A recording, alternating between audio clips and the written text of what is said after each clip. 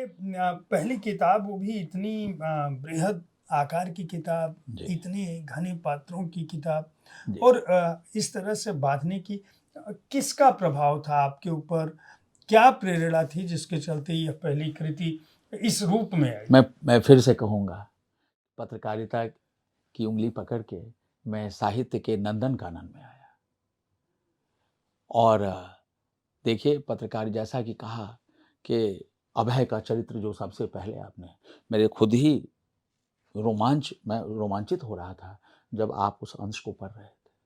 वो अभय है, और वही अभय पत्रकार भी है, जो जीवन के बहुत सारे झंझावातों, तूफानों से जूझता हुआ, और एक दिन सोचता है अभय कि इन झंझावातों, तूफानों से लड़ते-लड़ते गायब हुआ जाए। तो गायब जब मैं हुआ, तो मैं मैक्लस्कीगंज पहुँचा। मैक्लस्कीगंज में माया के लिए दरअसल रिपोर्ट करने के लिए आया था, और वही छूट ली थी मैंने अपने संपादक से कि कुछ ह्यूमन स्टोरीज़ आनी चाहिए। पाठक का मन थोड़ा तरल भी तो रहने दीजिए, कितना बारूद बरसाएँगे। तो वही अनुमति लेकर मैं आया, और मैं 3-4 पेज से ज़्यादा उसमें नहीं मिल सकता था मैगज़ीन में।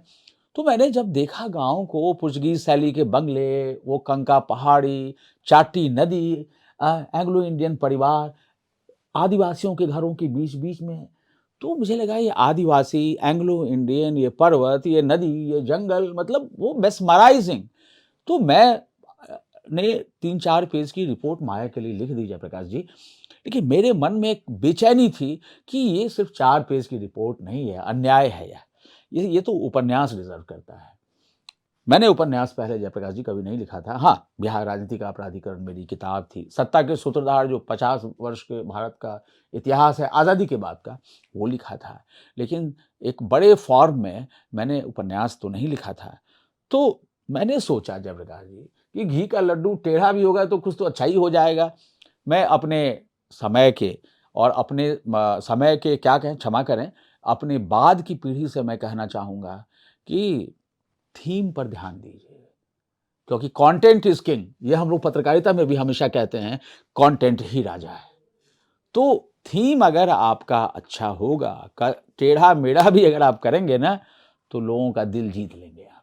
तो मैं जब लौट कर आया, मैंने कहा नहीं, ये नॉवेल करेंगे। और आप जानते हैं 15 साल इस पर रिसर्च करते हुए मुझको लगे।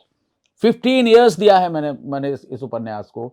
और आपने ठीक कहा है, यह मेरा दूसरा गाँव है। एक मेरा गाँव सीतामढ़ी जिला का भिट्ठा मोड़, और एक उसी का ये जुड़वां गाँव है मैक्लस्कीगंज। मैं आज भी मैक्लस्कीगंज की वादियों में, उसके खेतों की मेड़ पे एकदम हवा में उड़ता हूँ, अमरूद के पेड़ों पे चढ़ता हूँ, और आम के मौसम में जब उसके पहले उसकी मंजरी निकलती है, तो उसकी खुशबू से भीगता रहता हूँ। वो बादल, वो हवा, वो नदी, क्या बात है!